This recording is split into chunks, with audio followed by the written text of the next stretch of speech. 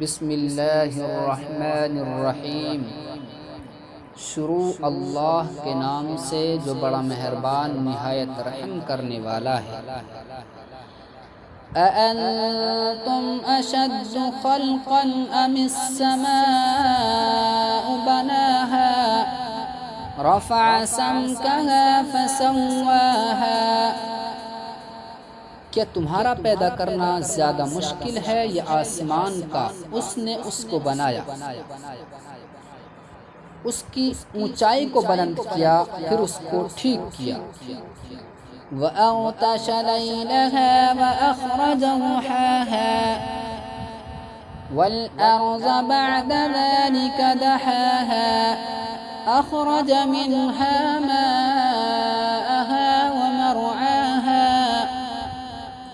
وَالْجِبَالَ أَرْسَاهَا مَتَاعًا لَكُمْ وَلِأَنْعَامِكُمْ فَإِذَا جَاءَتِ الطَّامَّةُ الْكُبْرَى۔ اور اس کی رات کو تاریک بنایا اور اس کے دن کو روشن کیا،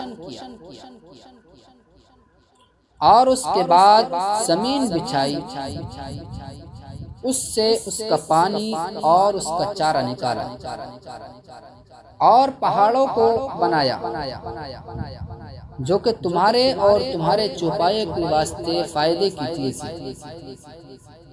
تو جب بڑی آفت قائم ہوگی، یوم یتذکر الانسان ما سعى وبرزت الجحیم لمن یرى فأما من طغى وآثر الحیاة الدنیا۔ جس دن انسان اپنے کیے ہوئے کاموں کو یاد کرے گا اور جہنم کو ظاہر کر دیا جائے گا اس شخص کے لیے جو اس کو دیکھے۔ تو جس شخص نے سرکشی کی اور دنیاوی زندگی کو ترجیح دی، بڑھاوا دیا، فَإِنَّ الْجَحِيمَ هِيَ الْمَأْوَى، تو اس کا ٹھکانہ جہنم ہے۔ وَأَمَّا مَنْ خَافَ مَقَامَ رَبِّهِ وَنَهَى النَّفْسَ عَنِ الْهَوَى فَإِنَّ الْجَنَّةَ هِيَ الْمَأْوَى۔ اور وہ شخص جو اپنے پروردگار کے سامنے کھڑا ہونے سے ڈرا اور اس نے اپنی خواہشات کو روکا، اپنی نفس کو روکا برائیوں سے، تو اس کا ٹھکانہ جنت ہے۔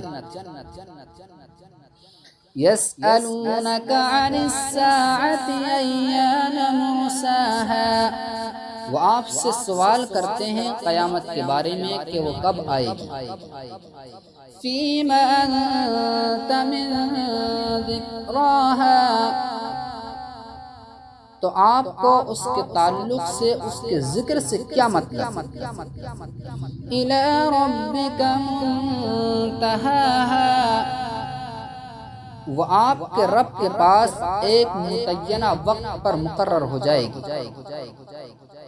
انما انت منذر من یخشاها، بے شک آپ کو ڈرانے والا بنا کر بھیجا گیا ہے اس شخص کو جو ڈرے۔